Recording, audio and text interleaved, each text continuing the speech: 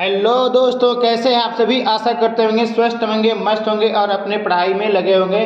तो इस वीडियो में हम जानेंगे मध्यकालीन भारत का इतिहास जो लुसेंट बुक से लिया गया है। उसमें जो भी एक्स्ट्रा बातें दी गई है उसको इग्नोर करके एग्जाम और व्यू से जो भी इम्पोर्टेंट क्वेश्चन बनता है उसको एक शॉर्ट नोट तैयार किया गया है, जिसको हम आपको ऑडियो फॉर्म में प्रोवाइड करा रहे हैं। अगर ये वीडियो आपको अच्छा लगे तो कृपया मेरे चैनल को सब्सक्राइब कर दें, बेल आइकन को दबा दें ताकि नोटिफिकेशन सबसे पहले आप तक पहुंचे। तो आइए इस वीडियो में देखा जाए मध्यकालीन भारत का इतिहास।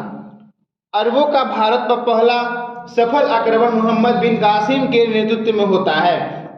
अरबों का भारत पर पहला सफल आक्रमण मोहम्मद बिन कासिम के नेतृत्व में होता है। अरबों ने सिंध पर 712 में विजय पाई।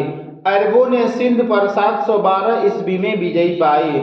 अरब आक्रमण के समय सिंध पर दाहिर का शासन था। अरब आक्रमण के समय सिंध पर दाहिर का शासन था। अरबों का उद्देश्य क्या था? तो धन दौलत को लूटना और इस्लाम का प्रचार करना।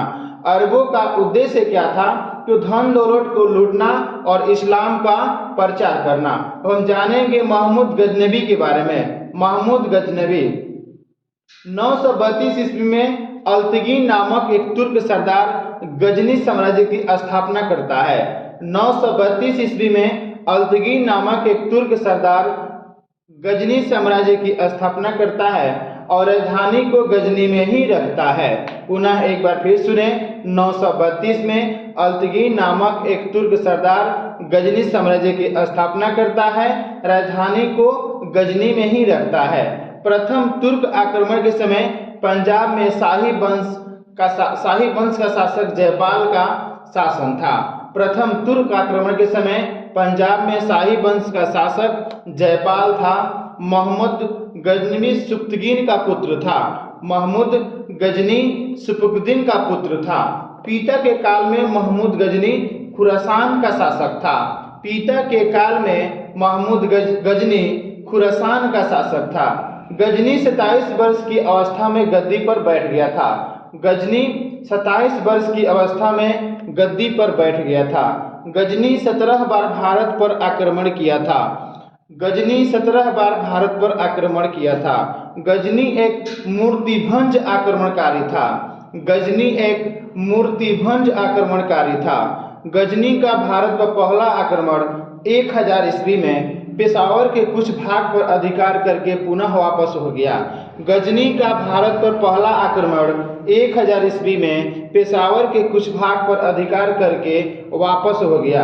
गजनी ने 1001 ईस्वी में शाही राजा जयपाल के विरुद्ध युद्ध किया। जयपाल हार गए। गजनी ने 1001 ईस्वी में शाही राजा जयपाल के विरुद्ध युद्ध किया। जयपाल जी हार गए। गजनी का 1008 ईस्वी में नगरकोट के विरुद्ध हमले को मूर्तिवाद के विरुद्ध पहली जीत बताई गई। गजनी का 1008 ईस्वी में नगरकोट के विरुद्ध हमले को मूर्तिवाद के विरुद्ध पहली जीत बताई गई। गजनी का चर्चित आक्रमण सोमनाथ मंदिर आक्रमण होता है 1025 ईस्वी में। गजनी का चर्चित आक्रमण सोमनाथ मंदिर आक्रमण होता है 1025 ईस्वी में। 20 लाख दिनार संपत्ति उसको हाथ लगी। 20 लाख दिनार संपत्ति उसको हाथ लगी। सोमनाथ मंदिर लूट कर जाने के क्रम में जाटों ने आक्रमण करके कुछ धन दौलत को लूट लिया। सोमनाथ मंदिर लूट कर जाने के क्रम में जाटों ने कुछ धन दौलत को आक्रमण करके लूट लिया। गजनी का अंतिम आक्रमण 1027 ईस्वी में जाटों के विरुद्ध था। गजनी का अंतिम आक्रमण 1027 ईस्वी में जाटों के विरुद्ध था। गजनी का मृत्यु 1030 ईस्वी में हो जाता है। गजनी की मृत्यु 1030 ईस्वी में हो जाता है। सुल्तान उपाधि धारण करने वाला पहला शासक गजनी था। सुल्तान उपाधि धारण करने वाला पहला शासक गजनी था। गजनी के दरबार में अलबरूनी, फिरदौसी, उतबी और फरूखी रहते थे। गजनी के दरबार में अलबरूनी, फिरदौसी, उतबी और फरूखी रहते थे। अब हम जानेंगे मोहम्मद गौरी के बारे में। गौर महमूद गजनी के अधीन एक छोटा राज्य था। गौर महमूद गजनी के अधीन एक छोटा सा राज्य था। 1173 ईस्वी में शहाबुद्दीन मोहम्मद गौरी गौर का शासक बना। 1173 ईस्वी में शहाबुद्दीन मोहम्मद गौरी गौर का शासक बना। गौरी का भारत पर पहला आक्रमण मुल्तान के विरुद्ध था 1175 ईस्वी में। गौरी का भारत पर पहला आक्रमण मुल्तान के विरुद्ध था 1175 ईस्वी में। गौरी का दूसरा आक्रमण 1178 में पाटन यानी गुजरात वाला एरिया पर हुआ था। पुनः एक बार फिर सुने, गौरी का भारत पर पहला आक्रमण मुल्तान के विरुद्ध 1175 ईस्वी में और दूसरा आक्रमण 1178 में पाटन बोले तो गुजरात वाला एरिया पर करता है, गुजरात यानी पाटन पर करते हैं। वहाँ के शासक भीम द्वितीय ने गौरी को बुरी तरह से हरा दिया था।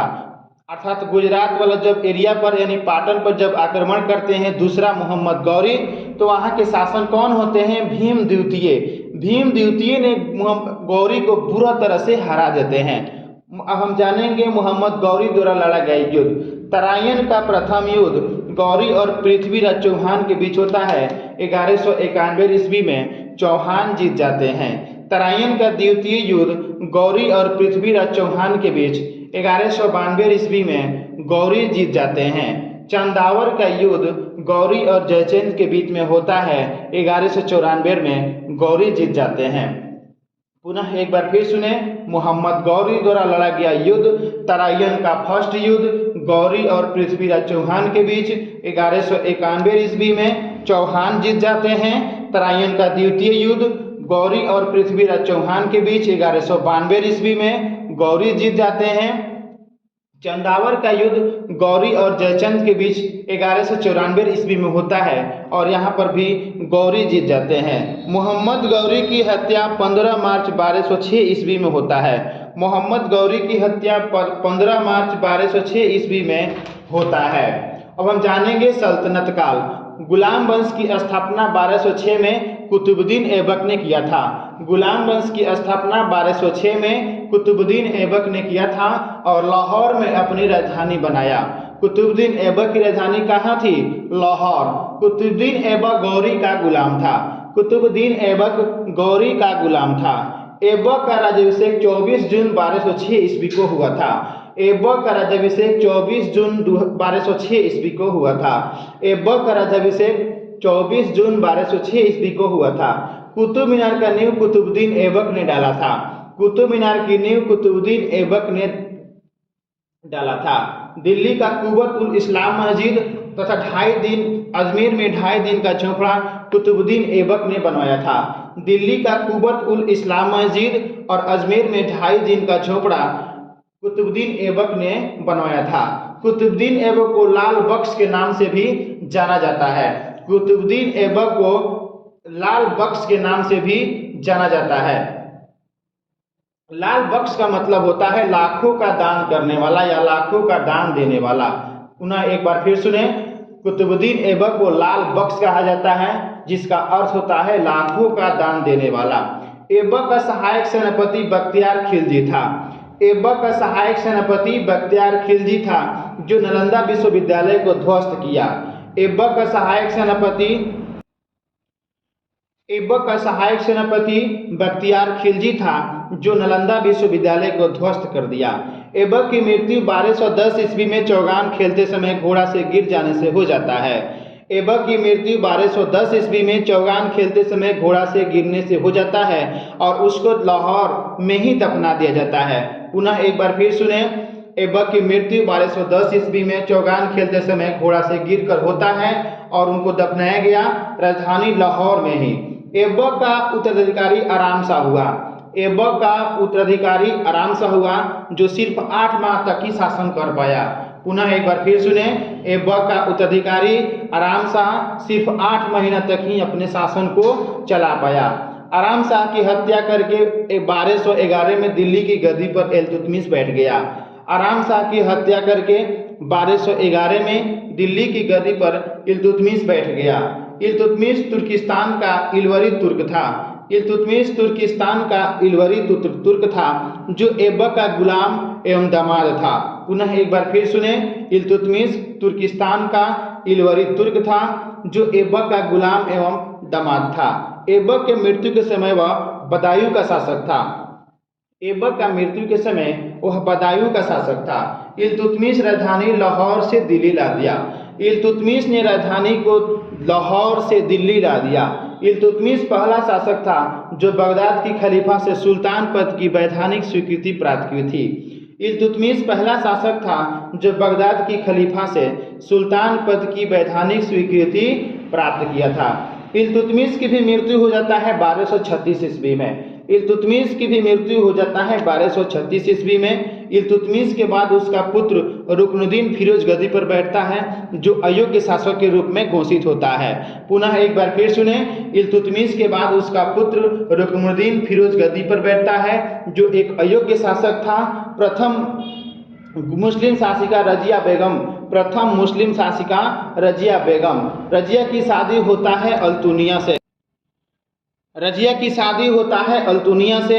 रजिया की हत्या 1240 में डाकुओं के द्वारा कर दिया गया।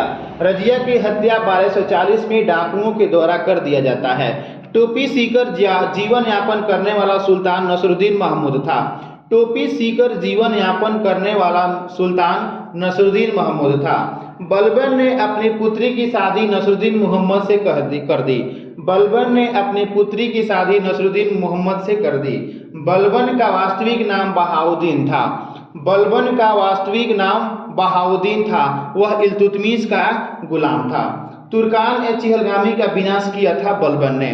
तुर्कान ए चिहलगामी का विनाश किया था बलबन ने। बलबन 1266 में गियासुद्दीन बलबन के नाम से दिल्ली की गद्दी पर बैठा। बलबन 1266 ईस्वी में गियासुद्दीन बलबन के नाम से दिल्ली की गद्दी पर बैठा। नौरोज त्योहार बलबन ने शुरू किया था फारसी रीति रिवाज के अनुसार। पुनः एक बार फिर सुने, बलबन 1266 ईस्वी में गियासुद्दीन बलबन के नाम से दिल्ली की गद्दी पर बैठा। नौरोज त्योहार शुरू करता है फारसी रीति रिवाज के अनुसार। अपने विरोधियों के प्रति बलबन ने कठोर लौह और रक्त की नीति अपनाया था। अपने विरोधियों के प्रति बलबन ने कठोर लौह एवं रक्त की नीति अपनाया था। नसरुद्दीन महमूद ने बलबन को उल्लू खां की उपाधि दिया था। नसरुद्दीन महमूद ने बलबन को उल्लू खां की उपाधि दिया था। अमीर हसन और अमीर खुसरो बलबन के दरबार में फारसी भाषा के कवि थे। अमीर हसन और अमीर खुसरो बलबन के दरबार में फारसी कवि थे। बलबन मंगोलों की आक्रमण से दिल्ली की रक्षा करने में सफल रहा। बलबन मंगोलों की आक्रमण से दिल्ली की रक्षा करने में सफल रहा। बलबन मंगोलों की आक्रमण से दिल्ली की रक्षा करने में सफल रहा। गुलाम वंश का अंतिम शासक शमसुद्दीन कैमूर्स था। गुलाम वंश का अंतिम शासक शमसुद्दीन कैमूर्स था। अब हम पढ़ेंगे खिलजी वंश। खिलजी वंश का टाइम पीरियड है 1290 से 1320 ईस्वी तक। खिलजी वंश का टाइम पीरियड कितना है? 1290 से 1320 ईस्वी तक। गुलाम वंश को समाप्त करके 1290 को जलालुद्दीन फिरोज खिलजी ने खिलजी वंश की स्थापना की। पुनः एक बार फिर सुने, गुलाम वंश को समाप्त करके 1290 को जलालुद्दीन फिरोज खिलजी ने खिलजी वंश की स्थापना किया और अपनी राजधानी को किलोखरी बनाया। किलोखरी में ही राजधानी बनाया। अर्थात खिलजी जो था वह जलालुद्दीन फिरोज खिलजी के नाम से बैठा गद्दी पर 1290 में और राजधानी किलोखरी में बनाया। जलालुद्दीन की हत्या 1296 ईस्वी में भतीजा एवं दामाद अलाउद्दीन खिलजी ने कर दी। जलालुद्दीन की हत्या 1296 ईस्वी में भतीजा एवं दामाद अलाउद्दीन खिलजी ने कर दी। 1296 में अलाउद्दीन दिल्ली का सुल्तान बना। 1296 में अलाउद्दीन दिल्ली का सुल्तान बना। अलाउद्दीन के बचपन का नाम अली था। उनको गुरशप भी कहा जाता था। अलाउद्दीन के बचपन का नाम अली था, जिसको गुरशप भी कहा जाता था। अलाउद्दीन खिलजी सेना को नगद वेतन देना और अस्थायी सेना की नींव डाली। अलाउद्दीन खिलजी सेना को नगद वेतन देना और अस्थायी सेना की नींव डाली। दिल्ली की शासकों में अलाउद्दीन के पास सबसे विशाल सेना थी। दिल्ली की शासकों में अलाउद्दीन के पास सबसे विशाल अस्थायी सेना थी। दिल्ली की शासकों में अलाउद्दीन के पास सबसे विशाल अस्थायी सेना थी।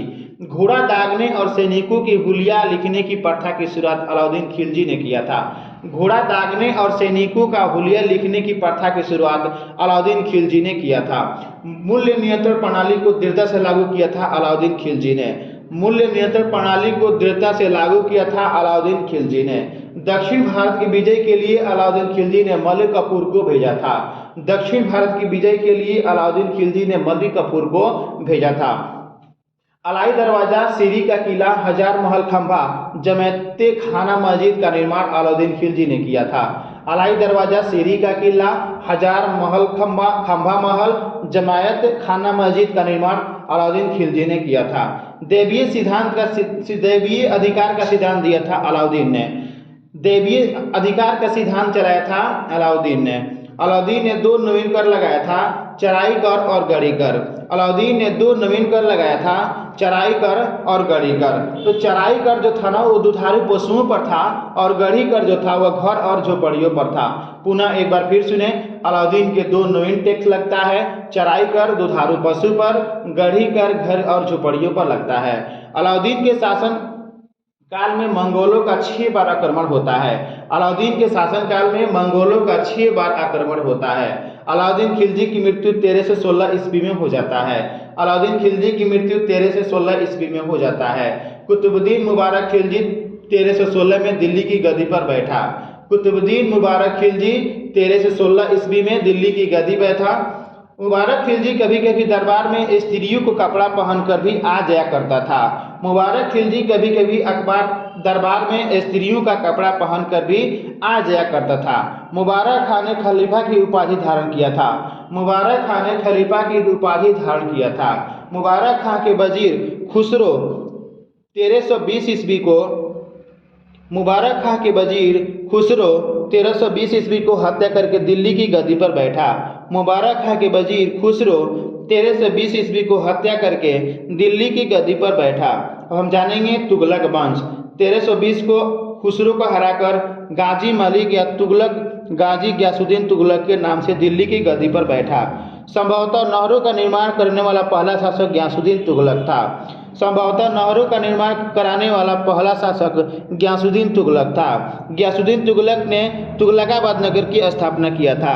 ग्यासुद्दीन तुगलक ने तुगलकाबाद नगर की स्थापना किया था। ग्यासुद्दीन तुगलक की मृत्यु 1325 ईस्वी में होता है। ग्यासुद्दीन तुगलक की मृत्यु 1325 ईस्वी में होता है। बंगाल अभियान से लौटते समय जुन्ना खां द्वारा निर्मित लकड़ी के महल में दबकर हो गया था। पुनः एक बार फिर सुने, ग्यासुद्दीन तुगलक की मृत्यु 1325 ईस्वी में बंगाल अभियान से लौटते समय जुन्ना खां द्वारा निर्मित लकड़ी के महल में दबकर हो गया था।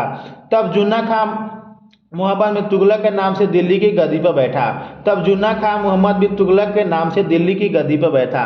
मध्यकालीन सुल्तानों में मोहम्मद बिन तुगलक सर्वाधिक शिक्षित, विद्वान और योग्य था। मध्यकालीन सुल्तानों में जितने भी सुल्तान थे, मोहम्मद बिन तुगलक सर्वाधिक शिक्षित, विद्वान और योग्य शासक था। मोहम्मद बिन तुगलक कृषि विकास के लिए अमीर-ए-कोही नामक एक संस्था की स्थापना किया था। मोहम्मद बिन तुगलक कृषि के विकास के लिए अमीर-ए-कोही नामक एक संस्था का निर्माण किया था। मोहम्मद बिन तुगलक राजधानी दिल्ली से देवगिरी और उसका नाम दौलताबाद रखा। पुनः एक बार फिर सुने, मोहम्मद बिन तुगलक की राजधानी जो था वह दिल्ली से देवगिरी लाया और नाम उसका दौलताबाद रखा। सांकेतिक मुद्रा मोहम्मद बिन तुगलक ने चलाया था। सांकेतिक मुद्रा मोहम्मद बिन तुगलक ने चलाया था, जो कांसा और तांबा धातु का बना हुआ करता था। इब्न बतूता मोरक्को निवासी 1333 में मोहम्मद बिन तुगलक के समय भारत आता है। इब्न बतूता मोरक्को निवासी 1333 ईस्वी में मोहम्मद बिन तुगलक के समय भारत आता है। सुल्तान ने दिल्ली की काजी नियुक्त किया और उसको राजदूत बनाकर चाइना भेज देता है 1342 ईस्वी में। पुनः एक बार फिर सुने, सांकेतिक मुद्रा मोहम्मद बिन तुगलक चलाया था, जो कांसा और तांबा धातु का बना होता था। इब्न बतूता मोरक्को निवासी 1333 में मोहम्मद बिन तुगलक के समय भारत आता है। सुल्तान ने दिल्ली की काजी नियुक्त किया और राजदूत के रूप में चाइना भेज दिया 1342 ईस्वी में। इब्न बतूता की पुस्तक का नाम है रेहला। इब्न बतूता की पुस्तक का नाम है रेहला। मोहम्मद बिन तुगलक की मृत्यु 1351 ईस्वी में सिंध जाते समय होता है। मोहम्मद बिन तुगलक की मृत्यु 1351 ईस्वी में सिंध जाते समय होता है। विजयनगर की स्थापना 1336 ईस्वी में हरिहर और बुका ने कर दिया। विजयनगर की स्थापना 1336 ईस्वी में हरिहर और बुक्का नामक दो भाइयों ने कर दिया मोहम्मद बिन तुगलक के समय में ही। बहमनी राज्य की स्थापना अलाउद्दीन बहमन शाह ने किया था। बहमनी राज्य की स्थापना अलाउद्दीन बहमन शाह ने किया था। ब्राह्मणों पर जजिया लागू करने वाला फिरोज तुगलक, ब्राह्मणों पर जजिया लागू करने वाला फिरोज शाह तुगलक, उन्होंने सिंचाई पर भी टैक्स लगाया था उपज का 1/10 भाग। उन्होंने सिंचाई पर भी टैक्स लगाया था उपज का 1/10 भाग। फिरोज तुगलक ने 5 बड़ी नहरों का निर्माण कराया था। फिरोज तुगलक ने 5 बड़ी नहरों का निर्माण कराया था। फिरोज तुगलक ने 300 नए नगरों की स्थापना किया था। फिरोज तुगलक ने 300 नए नगरों की स्थापना किया था। फिरोज तुगलक ने दीवाने खैरात, फिरोज तुगलक ने दीवाने खैरात अनाथ मुस्लिम महिला विधवा लड़कियों की मदद के लिए स्थापना किया था। पुनः एक बार फिर सुने, फिरोज तुगलक ने दीवाने खैरात अनाथ मुस्लिम महिला विधवा लड़कियों की हेल्प के लिए किया था स्थापना। एक था दीवाने बगदाद, दासों की देखभाल के लिए। अर्थात स्पष्ट रूप से कहें तो दीवाने खैरात मोहम्मद बिन तुगलक द्वारा एक संस्था था जिसमें अनाथ मुस्लिम महिला विधवा लड़कियों की मदद होता था। और दीवाने बगदाद दासों की देखभाल के लिए बनाया था। सर्वाधिक दासों की संख्या फिरोज तुगलक के समय, सल्तनत काल में सर्वाधिक दासों की संख्या फिरोज तुगलक के समय। फतुहात फिरोजशाही उनकी आत्मकथा के नाम है। फतुहात फिरोजशाही उनकी आत्मकथा के नाम है। दिल्ली में कोटला फिरोजशाह दुर्ग निर्माण कराया था फिरोज तुगलक ने। दिल्ली में कोटला फिरोजशाह दुर्ग का निर्माण फिरोज तुगलक ने कराया था। तुगलक वंश का अंतिम शासक नसरुद्दीन महमूद तुगलक। तुगलक वंश का अंतिम शासक नसरुद्दीन महमूद तुगलक था। अब हम जानेंगे सैयद वंश। सैयद वंश के संस्थापक हैं खिज्र खां। सैयद वंश के संस्थापक है खिज्र खां। खिज्र खां तैमूर लंका सेनापति था। खिज्र खां तैमूर लंका सेनापति था। खिज्र खां की मृत्यु होता है 1421 ईस्वी में। खिज्र खां की मृत्यु होता है 1421 ईस्वी में। खिज्र खां का पुत्र का नाम था मुबारक खां। खिज्र खां की पुत्र का नाम था मुबारक खां। जमुना नदी के किनारे मुबारकाबाद की स्थापना मुबारक शाह ने करते हैं। जमुना नदी के किनारे मुबारकाबाद की स्थापना मुबारक शाह ने किया था। सैयद वंश का अंतिम सुल्तान अलाउद्दीन आलम था। सैयद वंश का अंतिम सुल्तान अलाउद्दीन आलम था। सैयद वंश 37 वर्षों तक रहा। सैयद वंश 37 वर्षों तक रहा। अब हम जानेंगे लोधी वंश। लोधी वंश का टाइम पीरियड है 1451 से 1526 तक। लोधी वंश का टाइम पीरियड है 1451 से 1526 तक। लोधी वंश के संस्थापक हैं बहलोल लोधी। लोधी वंश के संस्थापक हैं बहलोल लोधी। दिल्ली पर अफगान राज्य का स्थापना बहलोल लोधी ने किया था। दिल्ली पर प्रथम अफगान राज्य की स्थापना बहलोल लोधी ने किया था। दिल्ली पर प्रथम अफगान राज्य की स्थापना बहलोल लोधी ने किया था। बहलोल सिक्का चलाया था। बहलोल सिक्का भी चलाया था। सरदार को मकसद अली कहकर पुकारा करता था। सरदारों को मकसद अली कहकर पुकारा करता था। बहलोल लोधी का पुत्र था निजाम खां। बहलोल लोधी का पुत्र कौन था? निजाम खां। आगरा शहर की स्थापना सिकंदर लोधी ने किया था 1504 ईस्वी में। आगरा शहर की स्थापना सिकंदर लोधी ने किया था 1504 ईस्वी में। गजे सिकंदरी सिकंदर लोधी ने चलाया था। गजे सिकंदरी का प्रचलन किसने किया था? सिकंदर लोधी। इसने अपनी राजधानी को आगरा में ही बसा दिया। गुलरुखी शीर्षक से फारसी कविता लिखने वाला सुल्तान सिकंदर लोधी था। गुलरुखी शीर्षक से फारसी कविता लिखने वाला सुल्तान सिकंदर लोधी था। गला की बीमारी की वजह से सिकंदर लोधी की मृत्यु 1517 ईस्वी में हो जाता है। गला की बीमारी की वजह से सिकंदर लोधी की मृत्यु 1517 ईस्वी में हो जाता है। तब उसका पुत्र इब्राहिम आगरा की गद्दी पर बैठता है। पुनः एक बार फिर सुने, गुलरुखी शीर्षक से फारसी कविता लिखने वाला सुल्तान सिकंदर लोधी, गला की बीमारी से उनका मृत्यु होता है 1517 ईस्वी में। उनका पुत्र बैठता है इब्राहिम आगरा की गद्दी पर। 21 अप्रैल 1526 ईस्वी को पानीपत की पहली लड़ाई इब्राहिम लोधी और बाबर के बीच में होता है। पुनः एक बार फिर सुने, 21 अप्रैल 1526 ईस्वी को पानीपत की पहली लड़ाई इब्राहिम लोधी और बाबर के बीच में होता है। बाबर जीत जाते हैं और इब्राहिम युद्ध स्थल में ही मारा गया। बाबर को भारत पर आक्रमण करने की निमंत्रण पंजाब के शासक दौलत खां लोधी और इब्राहिम लोधी के चाचा आलम खां ने दिया था। पुनः एक बार फिर सुने, पानीपत के फर्स्ट युद्ध 1526 ईस्वी को, पानीपत के फर्स्ट युद्ध 1526 ईस्वी को बाबर इब्राहिम लोदी के बीच में होता है। बाबर जीत जाते हैं। इसी युद्ध में वह मारा भी गया, कौन? इब्राहिम लोदी। बाबर को भारत पर आक्रमण करने के लिए निमंत्रण दिया था पंजाब के शासक दौलत खां लोदी, इब्राहिम लोदी के चाचा आलम खां। मोठ की मस्जिद का निर्माण सिकंदर लोदी के वजीर के द्वारा कराया गया था। मोठ की मस्जिद का निर्माण सिकंदर लोदी के वजीर के द्वारा कराया गया था। दीवान ए कोही कृषि विभाग एक संस्था थी। दीवान ए कोही कृषि विभाग की संस्था थी। मोहम्मद बिन तुगलक ने उसको स्थापना किया था। पुनः एक बार फिर सुने, दीवान ए कोही कृषि विभाग के लिए एक संस्था थी जिसका स्थापना मोहम्मद बिन तुगलक ने किया था। एक था दीवान ए अर्ज, ये बलबन ने स्थापना किया था सैन्य विभाग के लिए। दीवान ए अर्ज बलबन ने स्थापना किया था सैन्य विभाग के लिए। अलाउद्दीन खिलजी ने एकता प्रथा को समाप्त कर दिया था। अलाउद्दीन खिलजी ने एकता प्रथा को समाप्त कर दिया था। एकता प्रथा दोबारा शुरू करने वाला शासक फिरोज तुगलक। एकता प्रथा दोबारा शुरू करने वाला शासक फिरोज तुगलक। पुनः एक बार फिर सुने, अलाउद्दीन खिलजी ने एकता प्रथा को समाप्त कर दिया और फिरोज तुगलक आते हैं और दोबारा शुरू कर देते हैं। पूर्णतः केंद्र के नियंत्रण में रहने वाला भूमि को खालसा भूमि कहा जाता था। पूर्णतः केंद्र के नियंत्रण में रहने वाली भूमि को खालसा भूमि कहा जाता था। अलाउद्दीन ने दान दी गई अधिकांश भूमि को खालसा भूमि में बदल दिया। अलाउद्दीन ने दी गई अधिकांश भूमि को दान में दी गई अधिकांश भूमि को खालसा भूमि में बदल दिया। अब हम जानेंगे विजयनगर साम्राज्य। विजयनगर साम्राज्य की स्थापना 1336 ईस्वी में हरियर और बुक्का ने किया था और राजधानी को हम्पी में बनाया था। पुनः एक बार फिर सुने, विजयनगर की स्थापना 1336 ईस्वी में हरियर और बुक्का ने किया था। राजधानी को हम्पी में ही बना दिया। विजयनगर का अर्थ होता है जीत का शहर। विजयनगर का अर्थ होता है जीत का शहर। पिता संगम के नाम पे संगम वंश की स्थापना भी कर दिया। पिता संगम के नाम पे संगम वंश की स्थापना भी कर दिया। विजयनगर साम्राज्य के खड़हर तुंगभद्रा नदी के किनारे स्थित है। विजयनगर साम्राज्य के खड़हर तुंगभद्रा नदी के किनारे स्थित है और उन लोगों का भाषा क्या था? तो तेलुगु भाषा था। ठीक है। इटली के यात्री निकोलो कांटी विजयनगर की यात्रा पर देवराय प्रथम के समय में आया था। इटली के यात्री निकोलो कांटी विजयनगर की यात्रा पर देवराय प्रथम के समय में आया था। संगम वंश के प्रतापी राजा देवराय द्वितीय था।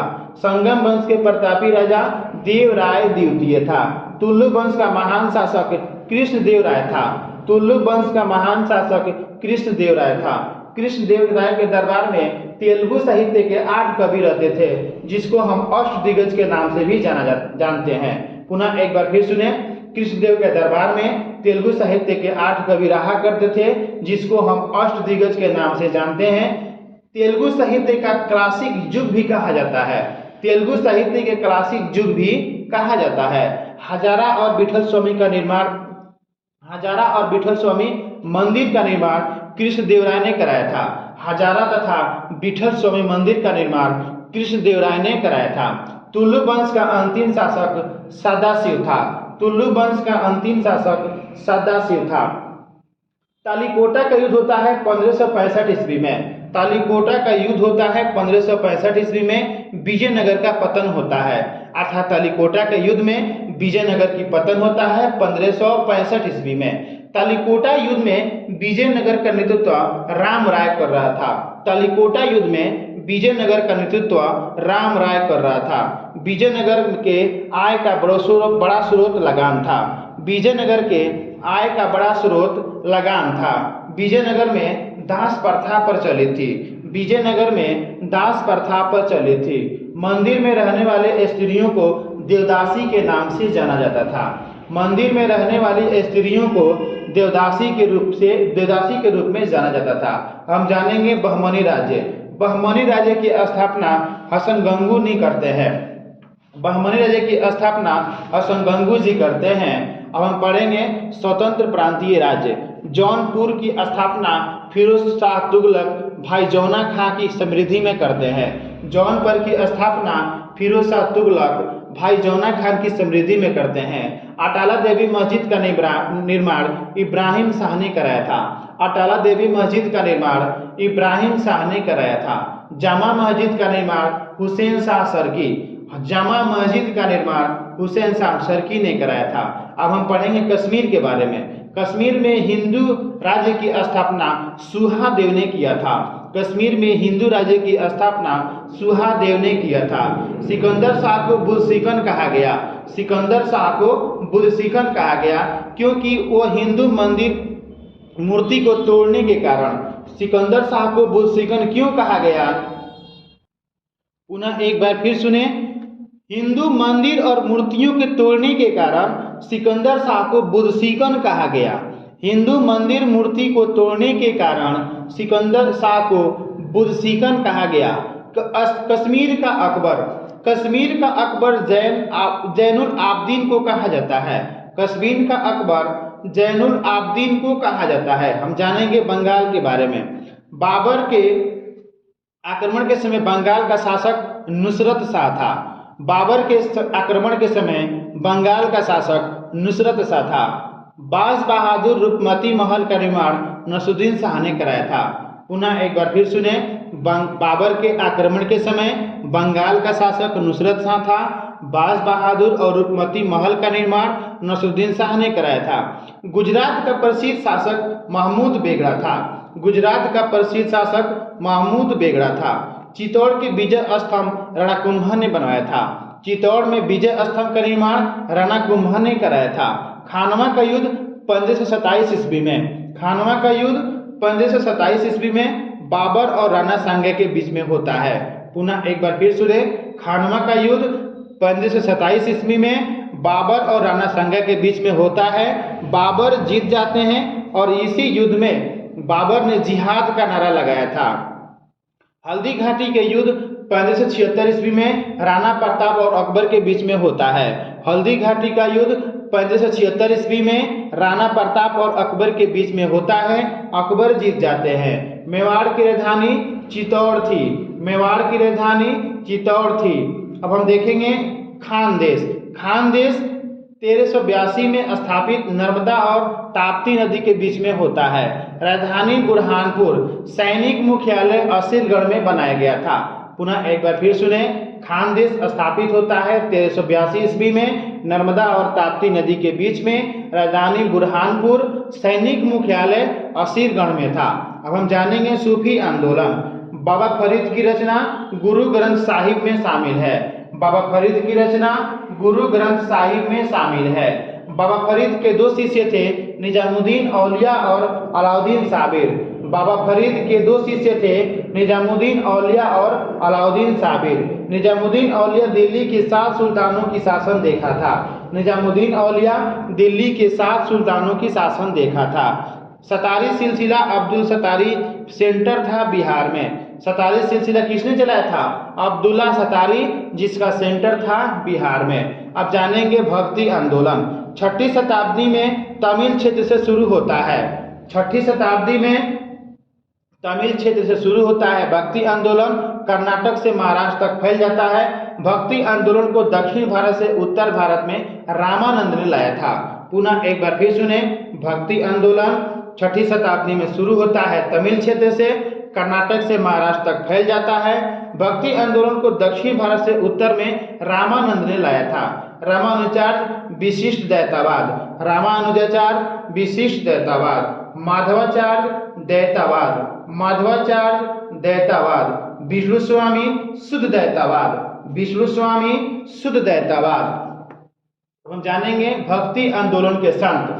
रामानुजाचार्य का जन्म मद्रास में हुआ था। रामानुजाचार्य का जन्म मद्रास में हुआ था। रामानंद का जन्म प्रयाग में हुआ था। रामानंद का जन्म प्रयाग में हुआ था। कबीर का जन्म बनारसी में हुआ था। कबीर का जन्म बनारसी में हुआ था 1440 में। कबीर का जन्म 1440 में बनारस में हुआ था। उनका एक बाड़ी था बीजक। कबीर सिकंदर लोदी के समकालीन थे। कबीर सिकंदर लोदी के समकालीन थे। अब हम जानेंगे गुरु नानक जी के बारे में। गुरु नानक का जन्म तलवंडी, अब नानका साहिब के नाम से जाना जाता है। अर्थात स्पष्ट रूप में कहें तो गुरु नानक का जन्म तलवंडी में हुआ था, जो अब नानका साहिब के नाम से जाना जाता है। सिख धर्म की स्थापना गुरु नानक ने किया था। सिख धर्म की स्थापना गुरु नानक ने किया था। सूरदास बल्लभाचार्य के शिष्य थे। सूरदास बल्लभाचार्य के शिष्य थे। तुलसीदास के बारे में जानेंगे। तुलसीदास का जन्म यूपी के बादा जिला राजापुर गांव में 1532 ईस्वी में होता है। तुलसीदास का जन्म यूपी के बादा जिला राजापुर गांव में 1532 ईस्वी में होता है। इन्होंने रामचरितमानस की रचना की। अर्थात पुनः एक बार फिर सुने, तुलसीदास का जन्म यूपी के बादा जिला राजापुर गांव में 1532 ईस्वी में होता है। इन्होंने रामचरितमानस की रचना की। तुलसीदास अकबर और राणा प्रताप के समकालीन थे। तुलसीदास अकबर और राणा प्रताप के समकालीन थे। रैदास चमार थे। रैदास चमार थे। अब हम जानेंगे मुगल साम्राज्य। मुगल वंश के संस्थापक बाबर था। मुगल वंश के संस्थापक बाबर था। बाबर एवं उत्तरवर्ती मुगल शासक तुर्क एवं सुन्नी मुसलमान था। बाबर एवं उत्तरवर्ती मुगल शासक तुर्क एवं सुन्नी मुसलमान था। मुगल वंश के साथ ही पदशाही की स्थापना कर दिया था। इसी के तहत शासक को बादशाह कहा गया। पुनः एक बार फिर सुने, मुगल वंश के संस्थापक बाबर हैं। बाबर एवं उत्तरवर्ती मुगल शासक तुर्क एवं सुन्नी मुसलमान था। मुगल वंश के साथ साथ पदशाही की भी स्थापना किया था। इसी के तहत शासक को बादशाह कहा गया। हम जानेंगे बाबर के टाइम पीरियड 1526 से 30 के बीच में। बाबर का टाइम पीरियड कितना है? तो 1526 से लेकर के 30 तक। बाबर का जन्म होता है 1483 ईस्वी में। बाबर का जन्म होता है 1483 ईस्वी में। पिता का नाम उमर शेख मिर्जा। बाबर का पिता का नाम उमर शेख मिर्जा फरगना नामक छोटे राज्य के शासक थे। फरगना नामक छोटे राज्य के शासक थे। बाबर फरगना की गद्दी पर 8 जून 1494 में बैठा।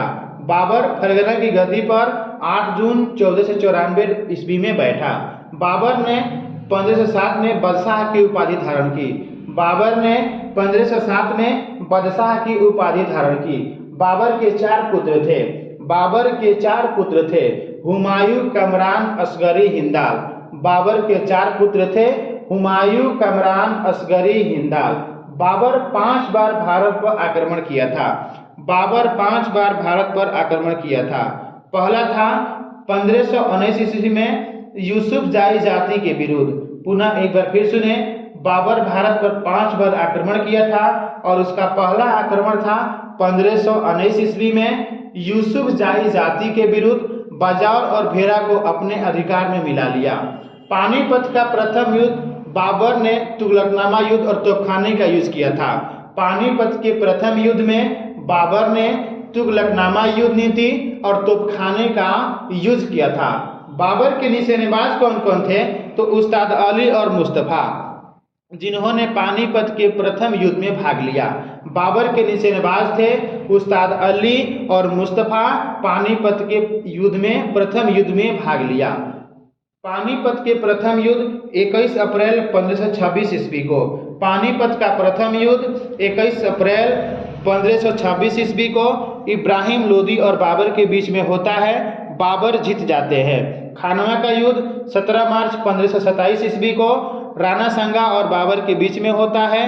बाबर जीत जाते हैं। चंदेरी का युद्ध 1528 में मेदिनी राय बनाम बाबर के बीच। बाबर जीत जाते हैं। घाघरा का युद्ध 1529 में अफगान और बाबर के बीच। बाबर जीत जाते हैं। पुनः एक बार फिर सुने, पानीपत का फर्स्ट युद्ध 1526 ईस्वी में 21 अप्रैल 1526 ईस्वी में इब्राहिम और बाबर के बीच में। बाबर जीतते हैं। खानवा का युद्ध 17 मार्च 1527 ईस्वी में राणा सांगा और बाबर के बीच। बाबर जीतते हैं। चंदेरी का युद्ध 1528 में मेदिनी राय और बाबर के बीच। बाबर जीतता है। और घाघरा का युद्ध 1529 ईस्वी में अफगानों और बाबर के बीच। बाबर जीतता है। इब्राहिम लोदी मध्यकाल का प्रथम शासक था जो युद्ध स्थल में मारा गया। इब्राहिम लोदी मध्यकाल का प्रथम शासक था जो युद्ध स्थल में ही मारा गया। बाबर अपनी उदारता के लिए कलंदर की उपाधि भी लिया था। बाबर अपनी उदारता के लिए कलंदर की उपाधि भी लिया था। बाबर खानवा के युद्ध में जिहाद का नारा दिया था राणा सांगा के विरुद्ध में। बाबर खानवा के युद्ध में जिहाद का नारा दिया था राणा सांगा के विरुद्ध में। खानवा का युद्ध जीतने के बाद गाजी की उपाधि लिया। खानवा की युद्ध जीतने के बाद बाबर गाजी की उपाधि लिया। 1528 ईस्वी में जहर देने के कारण राणा सांगा की मृत्यु हो जाती है। पुनः एक बार फिर सुने, 1528 में जहर देने के कारण राणा सांगा की मृत्यु हो जाती है। नुसरत शाह बंगाल का शासक था। नुसरत शाह बंगाल का शासक था। बाबर की मृत्यु आगरा में हुआ। बाबर का मृत्यु आगरा में हुआ 26 दिसंबर 1530 ईस्वी में। पुनः एक बार फिर सुने, बाबर का मृत्यु आगरा में हुआ था 26 दिसंबर 1530 ईस्वी में। करीब उसका उम्र कितना था? तो 48 वर्ष की अवस्था में बाबर की मृत्यु होती है 26 दिसंबर 1530 ईस्वी में। बाबर के शव को आगरा के आराम बाग में दफना दिया गया। बाबर के शव को आगरा के आराम बाग में दफना दिया गया और बाद में काबुल में भी दफनाया गया था। बाबर की मातृभाषा तुर्की थी। बाबर की मातृभाषा क्या थी? तुर्की।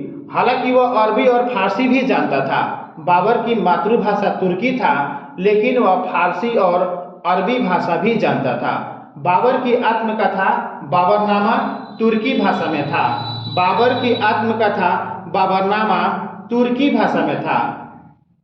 बाबरनामा की फारसी भाषा में अनुवाद अब्दुल रहीम खान खाना ने किया था। बाबरनामा की फारसी भाषा में अनुवाद अब्दुल रहीम खान खाना ने किया था। 4 बाग बनाने की शुरुआत अकबर के समय से शुरू हुआ। 4 बाग बनाने की शुरुआत अकबर के समय शुरू हुआ था। बाबर उबैदुल्लाह अहरार का अनुदायु था। बाबर उबैदुल्लाह अहरार का अनुदायु था। मुंबईयान पद शैली का जन्मदाता बाबर को माना जाता है। मुंबईयान पद शैली का जन्मदाता बाबर को कहा जाता है। बाबर का उत्तराधिकारी होता है हुमायूं।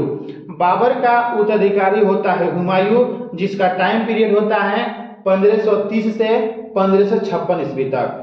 हुमायूं का टाइम पीरियड 1530 से 1556 ईस्वी तक। 29 दिसंबर 1530 ईस्वी में आगरा में 23 वर्ष की अवस्था में गद्दी पर बैठा। हुमायूं 29 दिसंबर 1530 ईस्वी में आगरा में 23 वर्ष की अवस्था में गद्दी पर बैठा। पहले हुमायूं बदशखा का सूबेदार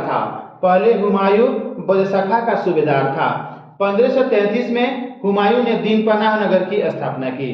1533 ईस्वी में हुमायूं ने दीन पनाह नगर की स्थापना की। चौसा का युद्ध 1539 ईस्वी में शेर खां और हुमायूं के बीच में होता है। शेर खां जीत जाते हैं। चौसा का युद्ध 1539 ईस्वी में शेर खां और हुमायूं के बीच में होता है। शेर खां जीत जाते हैं। जीत के बाद शेर शाह की पदवी ग्रहण की। तब होता है बिलग्राम या कनौज का युद्ध। 1540 में शेर खां और हुमायूं के बीच। इस युद्ध में भी शेर खां विजित हो जाता है। पुनः एक बार फिर सुने, बिलग्राम युद्ध बोले या कनौज का युद्ध बोले, 1540 ईस्वी में शेर खां और हुमायूं के बीच में होता है। शेर खां विजित होता है। शेर खां आगरा और दिल्ली पर कब्जा कर लिया। बिलग्राम युद्ध के बाद हुमायूं सिंध चला जाता है और जैसे तैसे 15 वर्षों तक जीवन व्यतीत करता है। पुनः एक बार फिर सुने, जब हुमायूं चौसा का युद्ध, बिलग्राम या कनौज का युद्ध हारता है, वह पुनः चले जाता है कहाँ? सिंध पर। तो अगर क्वेश्चन पूछे कि किस युद्ध के बाद गया, तो बिलग्राम युद्ध हारने के बाद हुमायूं सिंध चला गया और 15 वर्षों तक जैसे तैसे जीवन व्यतीत किया। उसी समय हुमायूं ने हिंदाल के आध्यात्मिक गुरु मीर बाबा दुस्त की पुत्री हमीदा बानो बेगम से निकाह कर लिया 1541 ईस्वी में। 29 अगस्त 1541 ईस्वी में हमीदा बानो से निकाह होता है हुमायूं का। हमीदा से ही अकबर का जन्म हुआ। 1555 ईस्वी में हुमायूं ने पंजाब के सूरी शासक सिकंदर को हराकर पुनः दिल्ली की गद्दी पर बैठता है।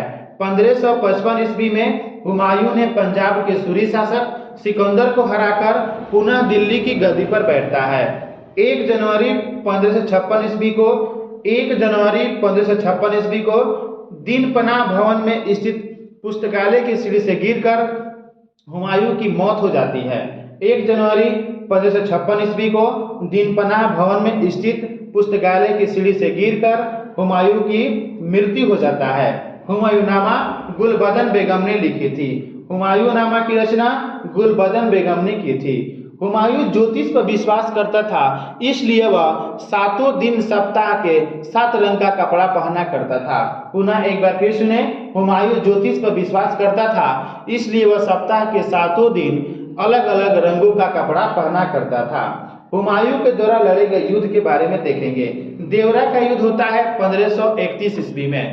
देवरा का युद्ध 1531 ईस्वी में। चौसा का युद्ध 1539 ईस्वी में। बिलग्राम का होता है 1540 ईस्वी में। सरहिंद का युद्ध 1555 ईस्वी में। पुनः एक बार फिर सुने, 1531 में देवरा का युद्ध, चौसा का युद्ध 1539 में, बिलग्राम का होता है 1540 में, सरहिंद का होता है 1555 में।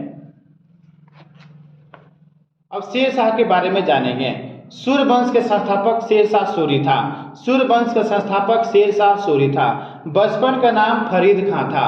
बचपन के नाम फरीद खां था। पिता हसन खान जौनपुर राज्य के अंतर्गत सासाराम के जमींदार थे। ना एक बार फिर सुने, सूर्यवंश के संस्थापक शेरशाह सूरी, बचपन का नाम फरीद खां, पिता हसन खां जौनपुर राज्य के अंतर्गत सासाराम के जमींदार थे। फरीद खां ने एक शेर को एक तलवार में ही मार दिया। फरीद खां ने एक शेर को एक तलवार से ही मार दिया। बिहार के शासक सुल्तान लोहानी ने शेर खां की उपाधि उसको दे दिया। शेरशाह बिलग्राम युद्ध के दिल्ली की गद्दी पर बैठा। शेरशाह बिलग्राम युद्ध के तहत दिल्ली की गद्दी पर बैठा। बिलग्राम का युद्ध होता है 1540 ईस्वी में। बिलग्राम का युद्ध होता है 1540 ईस्वी में। कलिंजर की किला जीतने के बाद शेरशाह की मृत्यु हो जाती है। कलिंजर की किला जीतने के बाद शेरशाह की मृत्यु हो जाती है 1545 ईस्वी में। 1545 ईस्वी में कलिंजर का शासक कीरत सिंह था। कलिंजर का शासक कीरत सिंह था। शेर खां का मकबरा सासाराम। शेरशाह का मकबरा सासाराम। शेरशाह का मकबरा सासाराम में है। झील के बीच ऊंचे टील पर। झील के बीच ऊंचे टील पर रोहतासगढ़ का किला शेरशाह सूरी ने बनाया था। रोहतासगढ़ का किला शेरशाह सूरी ने बनवाया था। शेरशाह का उत्तराधिकारी इस्लाम शाह उसका पुत्र हुआ। शेरशाह का उत्तराधिकारी कौन हुआ? इस्लाम शाह उसका पुत्र हुआ। शेरशाह ने भूमि माप के लिए 32 अंक वाला सिकंदरीगंज का यूज किया था। रोहतासगढ़ का दुर्ग शेरसूर नामक नगर बसाया था। टैक्स था 1/3। टैक्स कितना था? 1/3। शेरशाह ने 1541 में पाटलिपुत्र को पटना के नाम से पुनः स्थापित किया। शेरशाह ने 1541 ईस्वी में पाटलिपुत्र को पटना के नाम से पुनः स्थापित किया। जीटी रोड की मरम्मत शेरशाह सूरी ने कराया था। जीटी रोड की मरम्मत शेरशाह सूरी ने कराया था। डाक पर था, कबूलियत पर था। डाक पर था, कबूलियत पर था और पट्टा पर था, शेरशाह सूरी ने शुरू किया था। डाक पर था, कबूलियत पर था और पट्टा पर था की शुरुआत शेरशाह सूरी ने किया था। शेरशाह के समकालीन मलिक मोहम्मद जायसी थे। शेरशाह के समकालीन मलिक मोहम्मद जायसी थे। अब हम पढ़ेंगे अकबर के बारे में। अकबर का जन्म होता है 15 अक्टूबर 1542 ईस्वी को। अकबर का जन्म होता है 15 अक्टूबर 1542 ईस्वी को अमरकोट के राणा बिरसाल के महल में। पुनः एक बार फिर सुने, अकबर का टाइम पीरियड कितना है? 1556 से 1605 तक। अकबर का टाइम पीरियड 1556 से 1605 तक। अकबर का जन्म होता है 15 अक्टूबर 1542 ईस्वी को अमरकोट के राणा बिरसाल के महल में। माता का नाम क्या था? हमीदा बानो बेगम। अकबर के माता का नाम क्या था? हमीदा बानो बेगम। अकबर के बचपन का नाम जलाल था। अकबर के बचपन के नाम जलाल था। राज्याभिषेक हुआ पंजाब के कालानौर में 1556 में। अकबर का राज्याभिषेक कब कहाँ हुआ था? पंजाब के कालानौर में 1556 में। अकबर का शिक्षक का नाम था अब्दुल लतीफ ईरानी। अकबर का शिक्षक का नाम था अब्दुल लतीफ ईरानी। जलालुद्दीन मोहम्मद अकबर बादशाही गाजी की उपाधि से गद्दी पर बैठा। जलालुद्दीन मोहम्मद अकबर बादशाही गाजी की उपाधि से गद्दी पर बैठा। अकबर का संरक्षक रहा बैरम खां। अकबर का संरक्षक रहा बैरम खां 1556 से 60 तक। अकबर का संरक्षक रहा बैरम खां 1556 से 60 तक। बैरम खां बदसखा का निवासी था। बैरम खां बदसखा का निवासी था। बैरम खां को बैरम खां को प्यार से खानी बाबा कहा जाता था। बैरम खां को प्यार से खानी बाबा कहा जाता था। बैरम खां को प्यार से खानी बाबा कहा जाता था। पानीपत की दूसरी लड़ाई अकबर और हेमू के बीच में होता है 5 नवंबर 1556 ईस्वी में। पानीपत की दूसरी लड़ाई अकबर और हेमू के बीच में होता है 5 नवंबर 1556 ईस्वी में। अकबर जीत जाते हैं। बैरम खां की हत्या 1561 ईस्वी में माता की तीर्थ यात्रा में पाटन नामक स्थान पर मुबारक खां नामक युवक ने कर दिया। बैरम खां की हत्या कब हुआ था? 1561 ईस्वी में माता की तीर्थ यात्रा में पाटन नामक स्थान पर मुबारक खां नामक युवक ने कर दिया था। 1562 में अकबर ने अपने को हरम दल से पूर्णतः मुक्त कर लिया। 1562 में अकबर ने अपने को हरम दल से पूर्णतः मुक्त कर लिया। हल्दी घाटी का युद्ध 18 जून 1576 ईस्वी को होता है। हल्दी घाटी का युद्ध 18 जून 1576 ईस्वी को होता है। महाराणा प्रताप और अकबर के बीच में। अकबर जीत जाते हैं। मुगल सेना के नेतृत्व, क्वेश्चन पूछता है हल्दी घाटी का युद्ध में मुगल सेना का नेतृत्व किसने किया था? मानसिंह और आसफ खां। हल्दी घाटी के युद्ध में मुगल सेना का नेतृत्व मानसिंह और आसफ खां कर रहे थे। मानसिंह अकबर का सेनापति था। मानसिंह अकबर का सेनापति था। पुनः एक बार फिर सुने, हल्दी घाटी के युद्ध 1576 में राणा प्रताप अकबर के बीच में होता है। अकबर जीत जाते हैं। मुगल सेना का नेतृत्व मानसिंह और आसफ खां कर रहे थे। मानसिंह अकबर का सेनापति था। हल्दी घाटी युद्ध के समय राणा प्रताप की राजधानी कुंभलगढ़ थी। हल्दी घाटी युद्ध के समय राणा प्रताप की राजधानी कुंभलगढ़ थी। महाराणा प्रताप की ओर से हाकिम खासुर थे। महाराणा प्रताप की मृत्यु होता है 1597 में। महाराणा प्रताप की मृत्यु होता है 1597 में। दीन ए इलाही धर्म अकबर ने चलाया था। दीन ए इलाही धर्म अकबर ने चलाया था। दिए इलाही धर्म स्वीकार करने वाला पहला और अंतिम राजा बीरबल था। दीन ए इलाही धर्म स्वीकार करने वाला पहला और अंतिम राजा बीरबल था। राजस्व की जब्ती प्रणाली अकबर के समय चला था। राजस्व की जब्ती प्रणाली अकबर के समय चला था। अकबर का दीवान राजा टोडरमल। अकबर का दीवान राजा टोडरमल 1580 में 10 साल बंदोबस्त व्यवस्था लागू किया। पुनः एक बार फिर सुने, अकबर का दीवान राजा टोडरमल 1580 में 10 साल बंदोबस्त व्यवस्था लागू किया। अकबर का चित्रकार अब्दुल समद। अकबर का चित्रकार अब्दुल समद प्रसिद्ध था। दसवंत और बसावन अकबर के चित्रकार थे। दसवंत और बसावन अकबर के चित्रकार थे। अकबर के समय गायक तानसेन, बाज बहादुर रामदास या बैजू बाबरा था। पुनः एक बार फिर सुने, अकबर के समय गायक कौन कौन था? तानसेन, बैजू बाबरा, बाज बहादुर रामदास। अकबर की शासन की विशेषता क्या थी? तो मनसबदारी प्रथा। अकबर की शासन की विशेषता क्या थी?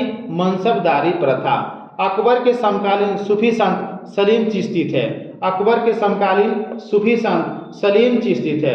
अकबर का मृत्यु होता है 16 अक्टूबर 1605 ईस्वी को। अकबर की मृत्यु होता है 16 अक्टूबर 1605 ईस्वी को। आगरा के पास सिकंदरा में दफना दिया गया। आगरा के पास सिकंदरा में दफना दिया गया। अर्थात अकबर की मृत्यु होता है 16 अक्टूबर 1605 को।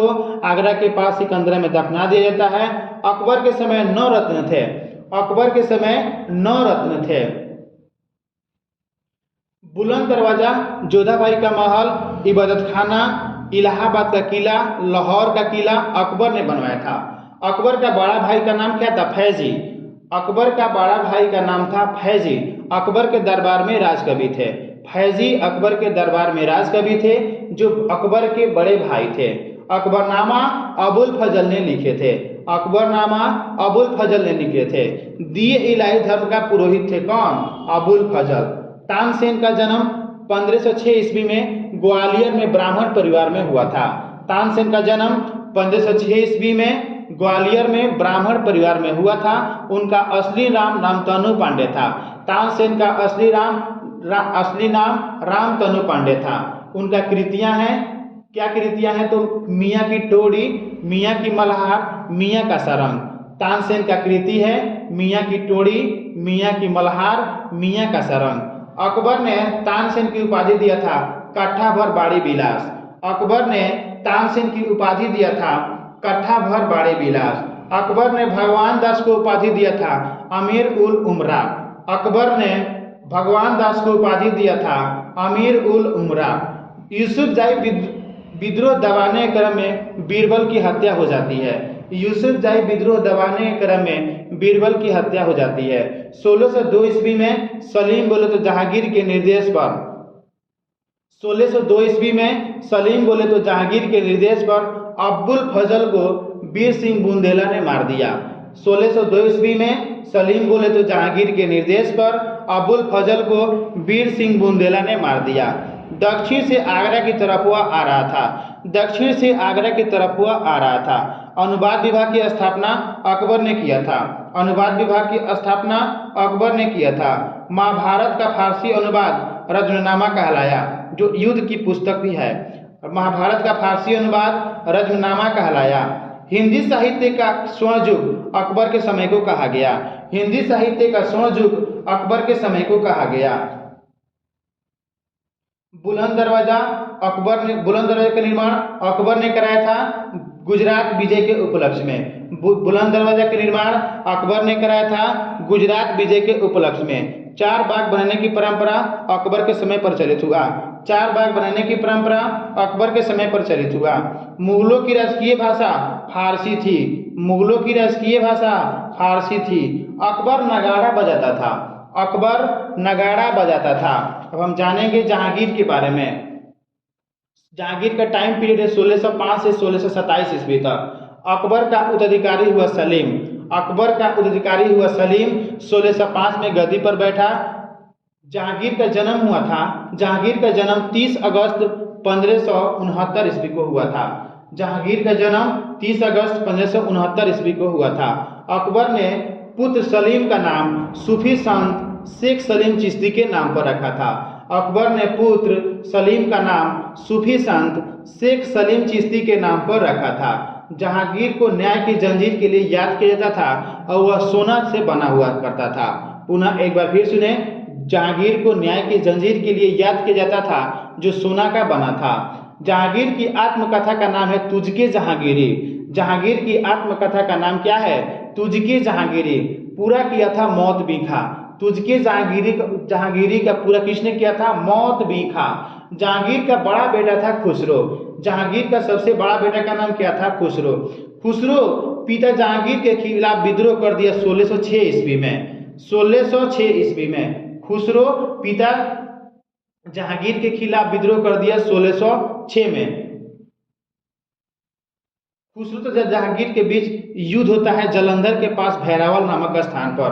पुनः एक बार फिर सुने, जहांगीर का बड़ा बेटा खुसरो था, अपने ही पिता जहांगीर के खिलाफ विद्रोह कर देता है 1606 ईस्वी में। खुसरो और जहांगीर सेना के बीच में युद्ध होता है कहाँ? जलंधर के पास भैरावल नामक स्थान पर।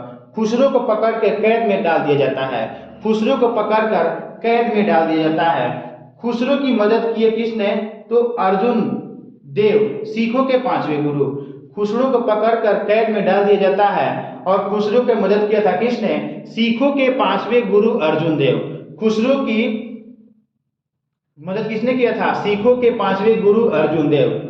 खुसरो गुरु से गोविंदवाल में मिला था। खुसरो गुरु से गोविंदवाल में मिला था।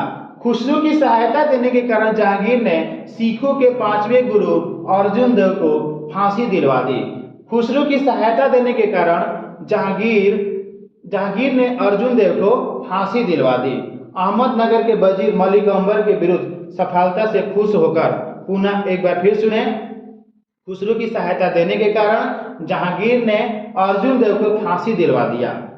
अहमदनगर के वजीर मलिक अंबर के विरुद्ध सफलता से खुश होकर जहांगीर ने खुर्रम को शाहजहां की उपाधि दिया। अहमदनगर के वजीर मलिक अंबर के विरुद्ध सफलता से खुश होकर जहांगीर ने खुर्रम को शाहजहां की उपाधि प्रदान किया। 1622 ईस्वी में कंधार, 1622 ईस्वी में कंधार मुगलों के हाथ से निकल गया, शाह अब्बास ने कब्जा कर लिया। पुनः एक बार फिर सुने, अहमदनगर के वजीर मलिक अंबर के विरुद्ध सफलता से खुश होकर जहांगीर ने खुर्रम को शाहजहां की उपाधि दिया। 1622 ईस्वी में कंधार मुगल के हाथ से निकल गया, शाह अब्बास ने कब्जा कर लिया। ईरान निवासी मिर्जा गियास बेग की पुत्री का नाम था नूरजहां। ईरान निवासी मिर्जा गियास बेग की पुत्री का नाम क्या था? नूरजहां। नूरजहां का वास्तविक नाम मेहरुनिसा था। पुनः एक बार फिर सुने, ईरान निवासी मिर्जा गियास की पुत्री नूरजहां, नूरजहां का वास्तविक नाम मेहरुनिसा। 1594 में नूरजहां का विवाह होता है अली कुली बेग से। 1594 में नूरजहां का विवाह होता है अली कुली बेग से। एक शेर मारने के कारण अली कुली बेग को शेर अफगान की उपाधि दिया जहांगीर ने। एक शेर मारने के कारण अली कुली बेग को शेर अफगान की उपाधि दिया जहांगीर ने।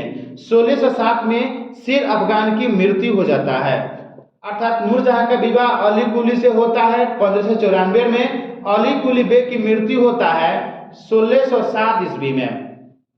1607 में शेर अफगान की मृत्यु हो जाता है। मेहरुनिसा अकबर की विधवा। देखिए क्या होता है कि एक शेर मारने के कारण अली कुली बेग को शेर अफगान की उपाधि दिया जहांगीर। 1607 में शेर अफगान की मृत्यु होता है। उसके बाद में क्या होता है कि मेहरुनिसा अकबर की विधवा सलीमा बेगम की सेवा में नियुक्ति होती है, अर्थात शेर अफगान की मृत्यु जब होता है तो मेहरुनिसा जो है उनका नियुक्ति होता है अकबर की विधवा सलीमा बेगम की सेवा में। पहली बार नौरोज त्योहार में जहांगीर ने मेहरुनिसा को देखा। पहली बार नौरोज त्योहार में जहांगीर ने मेहरुनिसा को देखा। उसके सौंदर्य को देखते हुए 1611 में विवाह कर लिया। पहली बार नौरोज त्योहार में जहांगीर ने मेहरुनिसा को देखा। पहली बार नौरोज त्योहार में जहांगीर ने मेहरुनिसा को देखा और उसके सौंदर्य से वाकिफ होकर 1611 में विवाह कर लिया। जब विवाह कर लिया तो जहांगीर ने उसको उपाधि दिया नूरमहल नूरे जहां। पुनः एक बार फिर सुने, मेहरुनिसा से जब शादी करता है जहांगीर तो कब करता है? 1611 में। 1611 में मेहरुनिसा से शादी करता है जहांगीर। शादी के बाद से उसको उपाधि देता है नूरमहल नूरे जहां। नूरमहल नूरे जहां। नूरजहां के सामान में चांदी का सिक्का भी चलाता है। नूरजहां के सामान में चांदी का सिक्का भी चलाता है। गियास बेग इत्माद उद्दौला की उपाधि दिया। गियास बेग को इत्मत उद्दौला की उपाधि दिया। अपने शासन काल में ईरानियों को उच्च पद दिया। पुनः एक बार फिर सुने, जहांगीर ने उपाधि दिया नूरमहल और नूरजहां का। नूरजहां के सामान में चांदी का सिक्का चलाया। गियास बेग को इत्मत उद्दौला की उपाधि दिया। अपने शासन काल में ईरानियों को उच्च पोस्ट दिया, अर्थात उच्च पद दिया। शेर अफगान और मेहरुनिसा की पुत्री लाडली बेगम। शेर अफगान एवं मेहरुनिसा की पुत्री का नाम क्या था? लाडली बेगम। लाडली बेगम की शादी होता है शहरयार से। लाडली बेगम की शादी होता है शहरयार से, जो जहांगीर का पुत्र था। पुनः एक बार फिर सुने, शेर अफगान और मेहरुनिसा की पुत्री लाडली बेगम। लाडली बेगम की शादी होता है शहरयार से। शहरयार जो था जहांगीर का पुत्र का नाम था। नूरजहां की मां अस्मत बेगम। नूरजहां की मां का नाम क्या था? अस्मत बेगम, जो गुलाब से इत्र निकालने की विधि खोजी थी। जो गुलाब से इत्र निकालने की विधि खोजी थी। महावत खां ने झेलम नदी के तट पर 1626 में महावत खां ने झेलम नदी के तट पर 1626 में जहांगीर, नूरजहां एवं उसके आसफ खां को बंदी बना लिया। महावत खां ने झेलम नदी के तट पर 1626 में जहांगीर, नूरजहां एवं उसके आसफ खां को बंदी बना लिया। जहांगीर के भी 5 पुत्र थे। जहांगीर के भी 5 पुत्र थे। 1627 को भीमवार में जहांगीर की मृत्यु हो गई। 1627 को भीमवार में जहांगीर की मृत्यु हो गई। शहादरा बोले तो लाहौर में रवि नदी किनारे दफना दिया गया। पुनः एक बार फिर सुने, 1627 ईस्वी को भीमवार में जहांगीर की मृत्यु होता है। शहादरा बोले तो लाहौर में रावी नदी के किनारे दफना दिया जाता है। मुगल चित्रकला अपने चरमोत्कर्ष में था जहांगीर के समय। मुगल चित्रकला अपने चरमोत्कर्ष पर था जहांगीर के समय। जहांगीर ने आगरा में एक चित्रशाला बनाया था। चित्रकला का स्वर्ण युग कहा गया जहांगीर के समय को। चित्रकला का स्वर्ण युग कहा गया जहांगीर के समय को। इत्मत-उद-दौला का मकबरा 1627 में नूरजहां बेगम ने बनवाया। इत्मत-उद-दौला का मकबरा 1627 ईस्वी में नूरजहां बेगम ने बनवाया था। पहली इमारत जो पूर्णतः बेदाग सफेद संगमरमर से निर्मित हुआ। मुगल काल में पहली इमारत जो पूर्णतः बेदाग सफेद संगमरमर से बना था, कौन था? इत्मत-उद-दौला का मकबरा नूरजहां बेगम ने बनवाया था 1627 ईस्वी में। पहली बार इसी इमारत में पितरा-दुर्रा नामक जड़ाऊ ने काम किया था। जहांगीर की मकबरा का निर्माण नूरजहां ने कराया था। जहांगीर की मकबरा का निर्माण नूरजहां ने कराया था। जहांगीर के समय प्रथम अंग्रेज आया था हॉकिंस। जहांगीर के समय प्रथम अंग्रेज आया था Hawkins. Thomas Roe, William Finch, Edward Terry यूरोपीय यात्री भी आए थे।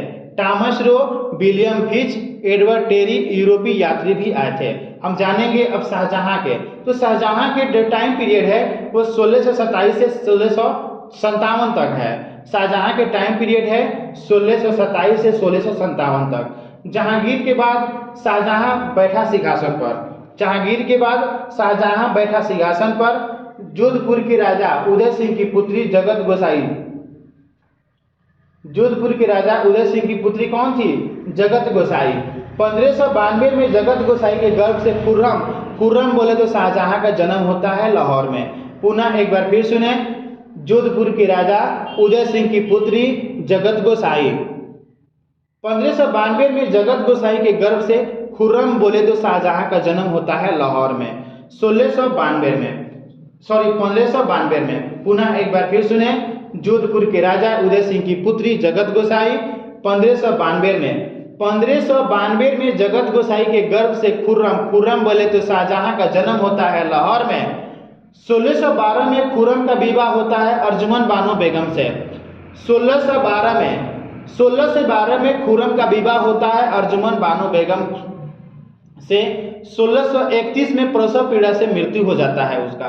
पुनः एक बार फिर सुने, 1612 में खुर्रम का विवाह होता है अर्जुमन बानो बेगम से। 1631 में प्रसव पीड़ा की वजह से उनका मृत्यु भी हो जाता है। अर्जुमन बानो बेगम आसफ खां की पुत्री थी। अर्जुमन बानो बेगम आसफ खां की पुत्री थी। 1628 ईस्वी में शाहजहां आगरा की गद्दी पर बैठा। 1628 में शाहजहां आगरा की गद्दी पर बैठा। शाहजहां ने आसफ खां को वजीर, महावत खां को खानखाना उपाधि दिया था। शाहजहां ने आसफ खां को वजीर का और महावत खां को खानखाना की उपाधि दिया था। नूरजहां को 2 लाख रुपया वार्षिक पेंशन देकर लाहौर जाने दिया। पुनः एक बार फिर सुने, नूरजहां को 2 लाख रुपया वार्षिक पेंशन देकर लाहौर जाने दिया, जहां उनका 1645 में मृत्यु हो जाता है। बेगम मुमताज की याद में शाहजहां ने ताजमहल का निर्माण कराया था। बेगम मुमताज की याद में शाहजहां ने ताजमहल का निर्माण कराया था उसके कब्र के ऊपर। ताजमहल का रूपरेखा उस्ताद ईसा ने किया था। ताजमहल का रूपरेखा उस्ताद ईसा ने दिया था, जबकि मुख्य कलाकार कौन था? लाहौरी। पुनः एक बार फिर सुने, बेगम मुमताज की याद में शाहजहां ने ताजमहल का निर्माण कराया था उसके कब्र के ऊपर। ताजमहल का रूपरेखा किसने दिया था? उस्ताद ईसा। और मुख्य कलाकार लाहौरी था। मीर सिंहासन का निर्माण शाहजहां ने कराया था। मीर सिंहासन का निर्माण शाहजहां ने कराया था और मीर सिंहासन का जो कलाकार था वो बादल खां था। मीर सिंहासन का निर्माण शाहजहां ने कराया था, कलाकार कौन था? बादल खां। सिंहासन के पीछे यूनानी देवता ऑर्डियस का फोटो भी था। स्थापत्य कला का स्वर्ण युग कहा गया शाहजहां के शासनकाल को। शाहजहां के शासनकाल को स्थापत्य कला का स्वर्ण युग कहा गया। शाहजहां द्वारा बनाया गया इमारत दिल्ली का लाल किला, दिल्ली का जमा मस्जिद, आगरा में मोती मस्जिद, दीवाने आम, दीवाने खास, ताजमहल। पुनः एक बार फिर सुने, शाहजहां द्वारा बनाया गया इमारत दिल्ली का लाल किला, दिल्ली का जमा मस्जिद, आगरा में मोती मस्जिद, दीवाने आम, दीवाने खास, ताजमहल। आगरा में जमा मस्जिद जहां आरा ने करवाया था, शाहजहां की पुत्री। आगरा में जमा मस्जिद जहां आरा ने बनवाया था, शाहजहां की पुत्री। राजधानी दिल्ली से आगरा लाया शाहजहां ने, अर्थात शाहजहां ने राजधानी को दिल्ली से आगरा लाया 1638 में। दिल्ली से आगरा लाने के लिए शाहजहां जमुना नदी के तट पर शाहजहानाबाद की नींव डाली। दिल्ली से आगरा लाने के लिए शाहजहां जमुना नदी के तट पर शाहजहानाबाद की नींव डाली। शाहजहां के दरबार में बंशीधर मिश्र और हरिनारायण दो संस्कृत कवि थे। शाहजहां के दरबार में बंशीधर मिश्र, हरिनारायण दो संस्कृत के कवि थे। शाहजहां ने संगीतज्ञ लाल खां को गुण समंदर की उपाधि दिया था। शाहजहां ने संगीतज्ञ लाल खां को गुण समंदर की उपाधि दिया था। शाहजहां के पुत्रों में दारा शिकोह सर्वाधिक विद्वान था। शाहजहां के पुत्रों में दारा शिकोह सर्वाधिक बुद्धिमान था। 1657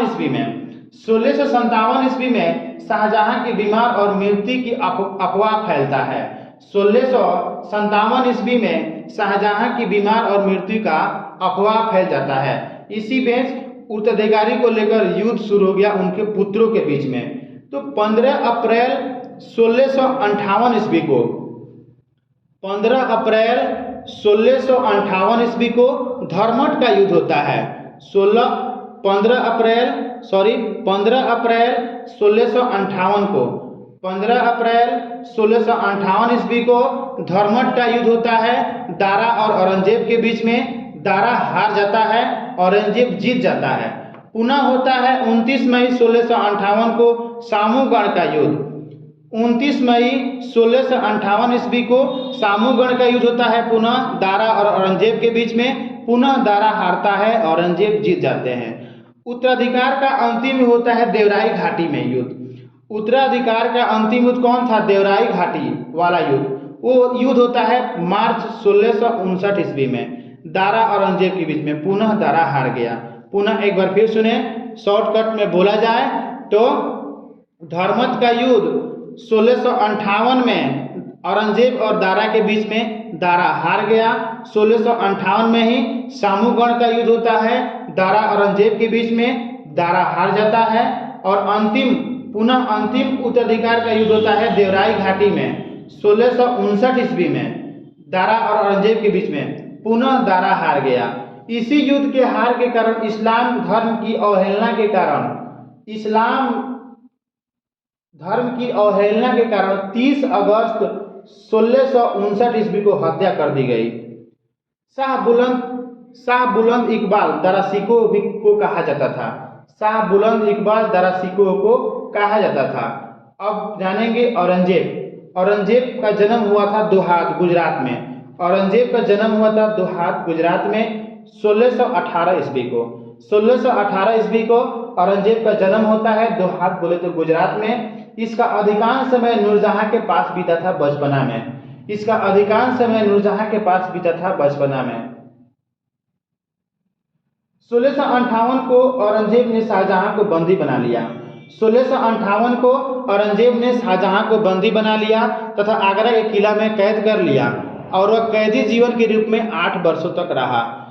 1666 को 74 वर्ष की अवस्था में शाहजहां की मृत्यु हो जाता है। पुनः एक बार फिर सुने, औरंगजेब का जन्म होता है दोहात में 1618 में गुजरात में होता है। बचपना समय जो बीतता है नूरजहां के पास में बीतता है। शाहजहां को बंदी बना लेता है औरंगजेब 1658 में और 1666 को 74 वर्ष की अवस्था में शाहजहां की मृत्यु होता है।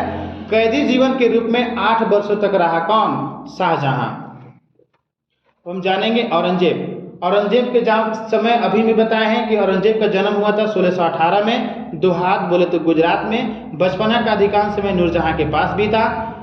1637 में दिलरास बानो बेगम से निकाह होता है। किसका? औरंगजेब का। 1637 में दिलरास बानो बेगम से निकाह होता है औरंगजेब का। आगरा पर कब्जा करके जल्दबाजी में औरंगजेब ने अपना राज्याभिषेक कराया। आगरा पर कब्जा करके जल्दबाजी में औरंगजेब ने अपना राज्याभिषेक कराया। पहला राज्याभिषेक होता है 31 जुलाई 1658 को। पहला राज्याभिषेक कब होता है? 31 जुलाई 1658 को। पुनः देवराई के युद्ध में सफल के बाद अपना राज्याभिषेक कराता है। पुनः एक बार फिर सुने, आगरा पर कब्जा करके जल्दबाजी में औरंगजेब ने अपना राज्याभिषेक कराया। पहला राज्याभिषेक होता है 31 जुलाई 1658 में। पुनः देवराई घाटी के युद्ध में सफल के बाद 15 मई 1659 ईस्वी को 15 मई 1659 ईस्वी को दिल्ली में औरंगजेब प्रवेश किया। दिल्ली में औरंगजेब कब प्रवेश किया? देवराई घाटी के युद्ध में सफल होता है और दिल्ली में औरंगजेब प्रवेश करता है 1659 में। शाहजहां के शानदार महल था और उसी महल में 1659 में अपनी दूसरी बार राज्याभिषेक कराया। अर्थात स्पष्ट रूप से बोला जाए तो आगरा पर कब्जा करके जल्दबाजी में अपना पहला राज्याभिषेक कराया 1658 में। देवराई के युद्ध में सफल होता है और 1659 को दिल्ली में औरंगजेब प्रवेश करता है। शाहजहां के शानदार महल में अपना दूसरी बार राज्याभिषेक कराता है 1659 ईस्वी में। औरंगजेब के गुरु का नाम था मीर मुहम्मद हकीम। औरंगजेब का गुरु का नाम था मीर मुहम्मद हकीम। औरंगजेब सुन्नी धर्म को मानता था। औरंगजेब सुन्नी धर्म को मानता था। उनको जिंदा पीर भी कहा जाता था। औरंगजेब को जिंदा पीर भी कहा जाता था। पुरंदर की संधि हुआ था 1665 में। पुरंदर की संधि 1665 में जयसिंह और शिवाजी के बीच में होता है। 1666 में औरंगजेब के समक्ष शिवाजी उपस्थित हुए। 1666 में औरंगजेब के समय शिवाजी उपस्थित हुए। आगरा के किले के दीवाने आम में शिवाजी को कैद करके जयपुर भवन में रख दिया गया। शिवाजी को कैद करके जयपुर भवन में रख दिया गया। 1675 ईस्वी में 1675 में सिखों के नवे गुरु तेग बहादुर की हत्या औरंगजेब ने दिल्ली में करवा दी, इस्लाम स्वीकार नहीं करने के कारण। पुनः एक बार फिर सुने, 1675 में सिखों के नवे गुरु तेग बहादुर की हत्या औरंगजेब ने करवा दिया दिल्ली में, इस्लाम स्वीकार नहीं करने के कारण। औरंगजेब 1679 में पुनः जजिया कर लागू किया। औरंगजेब 1679 में पुनः जजिया कर लागू किया। औरंगजेब ने बीबी का मकबरा 1679 में बनवाया था। औरंगजेब ने बीबी का मकबरा 1679 ईस्वी में 79 में बनवाया था औरंगाबाद महाराष्ट्र में। अर्थात बीबी का मकबरा औरंगाबाद में है। 1685 में बीजापुर को और 87 में गोलकुंडा को औरंगजेब मुगल साम्राज्य में मिला लिया। पुनः एक बार फिर सुने, 1685 में बीजापुर को और 1687 में गोलकुंडा को औरंगजेब ने मुगल साम्राज्य में मिला लिया। औरंगजेब के समय जाट विद्रोह का नेतृत्व गोकुला और राजाराम कर रहे थे। औरंगजेब के समय जाट विद्रोह का नेतृत्व गोकुला और राजाराम कर रहा था। 1670 में तिलपत की लड़ाई में जाट हार गए। 1670 में तिलपत की लड़ाई में जाट हार गए। गोकुला की मौत भी हो गया। पुनः राजाराम के नेतृत्व में 1685 में पुनः राजाराम के नेतृत्व में 1685 में जाटों ने सिकंदरा में स्थित अकबर की मकबरा भी लूटा। पुनः एक बार फिर सुने, राजाराम के नेतृत्व में 1685 में जाटों ने सिकंदरा में स्थित अकबर की मकबरा को भी लूटा। भरतपुर राजवंश की नींव औरंगजेब के समय में हुआ था। जाट नेता राजाराम की भतीजा चूड़ामन ने डाला था। औरंगजेब के समय हिंदू मनसबदारों की संख्या 337 थी। औरंगजेब के समय हिंदू मनसबदारों की संख्या 337 थी। सर्वाधिक हिंदू अधिकारी नियुक्त करने वाला मुगल सम्राट औरंगजेब था। सर्वाधिक हिंदू अधिकारी नियुक्ति करने वाला मुगल सम्राट औरंगजेब था। औरंगजेब ने दरबार में संगीत पर पाबंदी लगा दिया था। औरंगजेब ने अपने दरबार में संगीत पर पाबंदी लगा दिया था। सरकारी संगीतज्ञों को अवकाश दे दिया था। औरंगजेब बीड़ा बजाने में दक्ष था। औरंगजेब बीड़ा बजाने में दक्ष था। औरंगजेब 1665 ईस्वी में औरंगजेब 1665 ईस्वी में हिंदू मंदिर तोड़ने का आदेश दिया। औरंगजेब 1665 ईस्वी में हिंदू मंदिर तोड़ने का आदेश दिया। औरंगजेब की मृत्यु होता है 1707 में। औरंगजेब की मृत्यु होता है 1707 में। औरंगजेब के समय सुबह की संख्या 20 थी। फ्रांसीसी यात्री बर्नी और चिकित्सक था औरंगजेब का। अर्थात औरंगजेब का चिकित्सक कौन था? बर्नी और फ्रांसीसी यात्री। अब जानेंगे मुगल शासन व्यवस्था। मंत्री परिषद को विराजत कहा जाता था। मंत्री परिषद को विराजत कहा जाता था। बाबर के समय वजीर पद इम्पोर्टेंट था। बाबर के समय वजीर पद इम्पोर्टेंट था। सूचना और गुप्तचर विभाग को दरोगा ए चौकी कहा जाता था। सूचना एवं गुप्तचर विभाग वाले को दरोगा ए डाक चौकी कहा जाता था। प्रशासन की छोटी इकाई ग्राम थी। प्रशासन की छोटी इकाई ग्राम थी। शेर शाह ने भू राजस्व के लिए राय पद्धति अपनाया था। शेर शाह ने भू राजस्व के लिए राय पद्धति अपनाया था। 1580 में अकबर ने 10 साल ऐसा टोडरमल बंदोबस्त लाया था। इस व्यवस्था में भूमि 4 भागों में बट गया। टोडरमल ने खालसा भूमि पर भू राजस्व की नई जब्ती प्रणाली लाया था। टोडरमल ने खालसा भूमि पर भू राजस्व की नई जब्ती प्रणाली लाया था। औरंगजेब ने अपने शासनकाल में नस्ल प्रणाली अपनाया। औरंगजेब ने अपने शासनकाल में नस्ल प्रणाली को अपनाया। मुगल काल में सर्वाधिक रुपये की ढलाई औरंगजेब के समय में हुआ था। मुगल काल में सर्वाधिक रुपये की ढलाई औरंगजेब के समय में हुआ था। अन्ना सिक्का शाहजहां ने चलाया था। अन्ना सिक्का शाहजहां ने चलाया था। जहांगीर ने अपने समय के सिक्कों पर अपनी आकृति बनवाई। जहांगीर ने अपने समय में सिक्कों पर अपनी आकृति बनवाई, साथ ही उस पर अपना नाम एवं नूरजहां का अंकित कराया। मुगलकालीन अर्थव्यवस्था का आधार क्या था? चांदी का सिक्का। मुगलकालीन अर्थव्यवस्था का आधार क्या था? चांदी का सिक्का। मुगलकालीन सैन्य व्यवस्था पूर्णतः मनसबदारी प्रथा पर आधारित था। मुगलकालीन सैन्य व्यवस्था पूर्णतः मनसबदारी प्रथा पर आधारित था। मनसबदारी प्रथा अकबर ने चलाया था। मनसबदारी प्रथा अकबर ने चलाया था। संक्षिप्त में बोला जाए तो राय पद्धति शेर शाह ने अपनाया था। राय पद्धति शेर शाह ने अपनाया था। अकबर 10 साल अर्थात टोडरमल बंदोबस्त लाया था। टोडरमल जब्ती प्रणाली भी लाया था। औरंगजेब नस्ल प्रणाली को अपनाया था। हम जानेंगे मराठों का उत्कर्षण। मराठा साम्राज्य की स्थापना शिवाजी ने किया था। मराठा साम्राज्य की स्थापना शिवाजी ने किया था। शिवाजी का जन्म हुआ था 6 अप्रैल 1627 को शिवनेर दुर्ग में। मराठा साम्राज्य के संस्थापक शिवाजी का जन्म 6 अप्रैल 1627 को शिवनेर के दुर्ग में होता है। पिता का नाम शाहजी भोसले। शिवाजी का पिता का नाम शाहजी भोसले, माता का नाम जीजाबाई। माता का नाम जीजाबाई। शाहजी भोसले की दूसरी पत्नी तुकाबाई। शाहजी भोसले की दूसरी पत्नी का नाम क्या था? तुकाबाई। और उनका गुरु का नाम था पूर्णदेव। शिवाजी के गुरु का नाम क्या था? पूर्णदेव। शिवाजी के आचरण पर गुरु रामदास का प्रभाव था। शिवाजी के आचरण पर गुरु रामदास का प्रभाव था। शिवाजी का विवाह होता है साईबाई से। शिवाजी का विवाह होता है साईबाई से 1640 में। शाहजी ने शिवाजी को पुनः जागीर प्रदान करके स्वयं बीजापुर के विरासत में नौकरी कर ली। शाहजी ने शिवाजी को पुनः की जागीर प्रदान करके स्वयं बीजापुर रियासत में नौकरी कर ली। शिवाजी ने पहली बार बीजापुर के तोरण पहाड़ी पर अधिकार किया था। शिवाजी ने पहली बार बीजापुर के तोरण पहाड़ी पर अधिकार किया था। शिवाजी की राजधानी कहाँ था? रायगढ़। शिवाजी की राजधानी का नाम था रायगढ़। शिवाजी को राजा की उपाधि औरंगजेब ने दिया था। शिवाजी को राजा की उपाधि औरंगजेब ने दिया था। बीजापुर के सुल्तान ने अपने योग्य सेनापति अफजल खां को 1659 में भेजा था शिवाजी को हराने के लिए। शिवाजी को हराने के लिए बीजापुर के सुल्तान ने अपने योग्य सेनापति अफजल को भेजा था 1659 ईस्वी में। शिवाजी ने 59 में अफजल खां की हत्या कर दिया। शिवाजी ने 1659 को अफजल खां की हत्या कर दिया। शिवाजी ने सूरत को 1664 में और 1670 में लूटा। शिवाजी ने सूरत को 1664 में 1670 में लूटा था। पुरंदर की संधि शिवाजी और जयसिंह के बीच में हुआ था।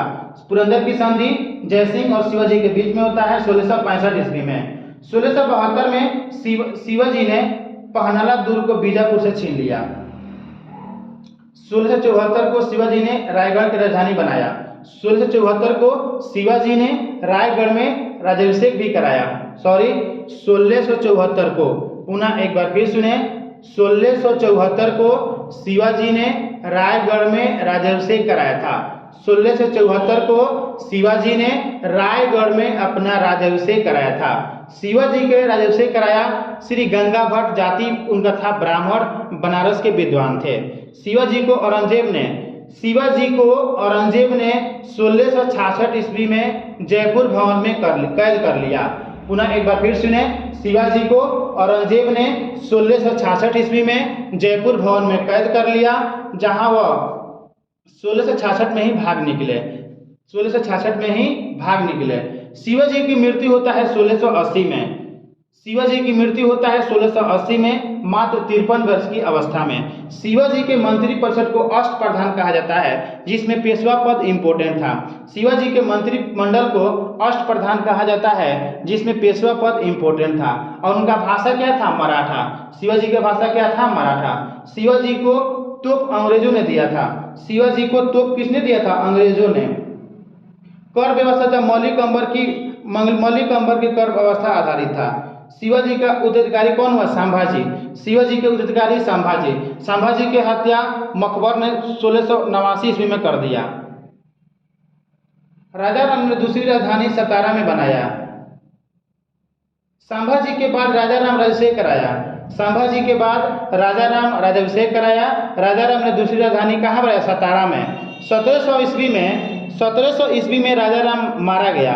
1700 में राजा राम मारा गया मुगलों से संघर्ष करते। 1700 ईस्वी में राजा राम मारा गया मुगलों से संघर्ष करते हुए। राजा राम की मृत्यु के बाद विधवा पत्नी ताराबाई। राजा राम की मृत्यु के बाद विधवा पत्नी जो थी उसका ताराबाई अपने 4 वर्षीय पुत्र शिवाजी II का राज्याभिषेक कराया। पुनः एक बार फिर सुने, राजा राम की मृत्यु के बाद विधवा उसकी पत्नी ताराबाई अपने 4 वर्षीय पुत्र शिवाजी II का राज्याभिषेक कराया। 1707 में औरंगजेब की मृत्यु हो जाता है। 1707 में औरंगजेब की मृत्यु हो जाता है। संभाजी का पुत्र साहू था। संभाजी का पुत्र कौन था? साहू। खेड़ा का युद्ध होता है 1707 में। खेड़ा का युद्ध होता है 1707 में साहू और ताराबाई के बीच में। खेड़ा का युद्ध होता है 1707 में साहू और ताराबाई के बीच में। साहू विजित होता है, साहू जीत जाता है। 1708 में राज्याभिषेक कराता है सतारा में। पुनः एक बार फिर सुने, खेड़ा का युद्ध होता है 1707 में साहू और ताराबाई के बीच में। साहू जीत जाता है, अपना राज्याभिषेक कराता है 1708 में सतारा में। 1713 में साहू ने बालाजी विश्वनाथ पेशवा बना। 1713 में साहू ने बालाजी विश्वनाथ को पेशवा बनाया। 1713 में साहू ने बालाजी विश्वनाथ को पेशवा बनाया। पालखेड़ा का युद्ध होता है 1728 में। पालखेड़ा का युद्ध होता है 1728 में। दिल्ली पर आक्रमण करने वाला प्रथम पेशवा बाजीराव प्रथम था। दिल्ली पर आक्रमण करने वाला प्रथम पेशवा बाजीराव प्रथम था 1737 ईस्वी में। बाजीराव प्रथम मस्तानी नामक महिला के वजह से चर्चित रहा। बाजीराव प्रथम मस्तानी नामक महिला की वजह से चर्चित रहा। बाजीराव की मृत्यु बाजीराव फर्स्ट की मृत्यु होता है 1740 में। बाजीराव फर्स्ट की मृत्यु होता है 1740 में। 1740 में बाजीराव पेशवा बना। 1750 में संगोला संधि। 1750 में संगोला संधि होता है। पेशवा के हाथों से सारे अधिकार संरक्षित रहते हैं। पुनः एक बार फिर सुने, 1750 में संगोला संधि होता है। पेशवा के हाथ में सारे अधिकार संरक्षित रहता है। बाजीराव को नाना साहब भी कहा जाता था। स्पष्ट रूप से कहा जाए तो संगोला की संधि होता है 1750 में। 1750 में संगोला की संधि होता है। बाजीराव को नाना साहब के नाम से भी जाना जाता था। झलकी का संधि हुआ था। झलकी का संधि बाजीराव हैदराबाद के निजाम के साथ हुआ था। झलकी की संधि बाजीराव और हैदराबाद के निजाम के साथ हुआ था। बाजीराव के समय में ही पानीपत का तृतीय युद्ध हुआ।